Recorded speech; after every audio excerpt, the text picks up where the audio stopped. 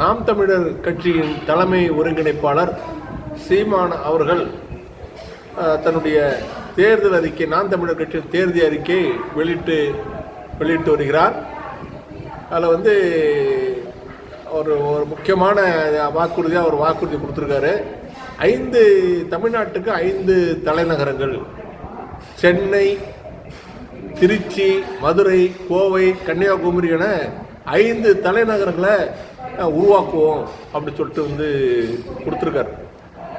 இருந்தாலும் அவருடைய இதை நம்ம பாராட்ட பாராட்டி தான் ஆகணும். நாம் தமிழர் கட்சி நம்ம பாராட்டி தான் ஆகணும், பாராட்டாமல் இருக்கக்கூடாது.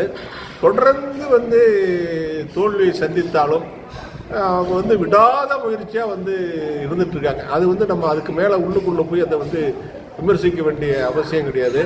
நேர்மறை சிந்தனை இல்லாத எதிர்மறை சிந்தனை கருத்துக்களை பரப்பி வந்தாலும் அவருக்குன்னு ஒரு கூட்டம் இருக்குது. அந்த கூட்டம் அவரை ஆதரிக்குது, அவருக்கு ஓட்டு போடுது, ஓட்டு சேகரிக்குது, தேர்தலில் நிற்கிறாங்க. இதெல்லாம் ஒரு 10 கோடி மக்கள் வசிக்கிற நாட்டில் இதெல்லாம் தவிர்க்க முடியாத ஒன்று ஆகிடும். பரவாயில்ல, அது எப்படி இருந்தாலும் அவர் பேசுகிறத நிறைவேற்ற முடியலையாங்கிறத தாண்டி அவர் துணிஞ்சு அவர் செயல்பாட்டை அவர் நடத்திட்டே இருக்கார். அவர் எந்த கட்சியில் கூட்டணி சேராமல் தெளிவாக இருக்கார்ல. இப்போ வேறு புதுசாக நடிகர் தொடங்கின கட்சியில்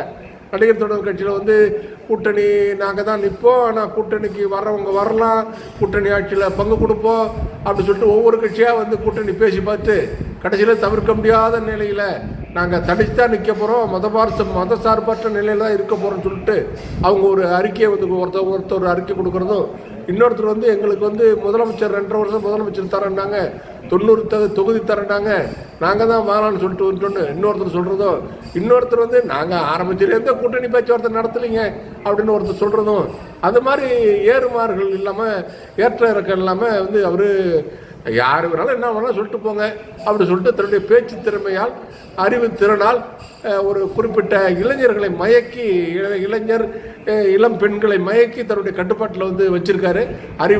அறிவாற்றல் தான் சொல்லணும். எல்லாத்துக்கும் இதுக்கு ஒரு தைரியம் வேணும், இதுக்கு ஒரு திறமை வேணும், மேடையில் தடங்களின்றி பேசுறதுக்கு ஒரு திறமை வேணும், நிருபர்களை சந்தித்து எந்த கேள்வி கேட்டாலும் பதில் சொல்கிறதுக்கும் ஒரு திறமை வேணும். அதில் நிருபர்கள் ஏட்டி போட்டி பேசினா கூட பரவாயில்ல, துணிஞ்சு பேசக்கூடிய ஒருத்தர் ஒரு சீமான் இருக்காரு. பார்ப்போம் இந்த தேர்தல் களம் அவருக்கு என்ன சொல்லிக் கொடுக்குதுன்னு பார்ப்போம்.